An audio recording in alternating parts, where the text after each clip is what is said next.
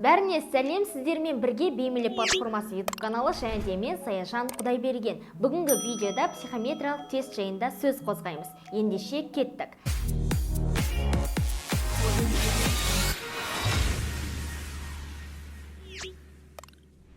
Медицина, педагогика мамандықтарын таңдаған талапкерлер университетке түсер алдында психометриялық тест тапсырады.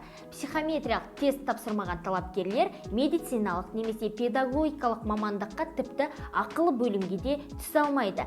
Тест талапкердің таңдаған саласында жұмыс жасауға моральды дайындығын тексереді. Айта кететін жайт, грант конкурсына қатысатын талапкерлер психометриялық тестті басталғанша тапсыру керек. Енді тесттің өзіне келетін болсақ, тест қиын емес, уайымдама. Бұл тесттен өтпей қалған жағдай өте сирек кездеседі. Сондықтан қобалжыма, бастысы сұраққа шынайы жауап бергенің абзал.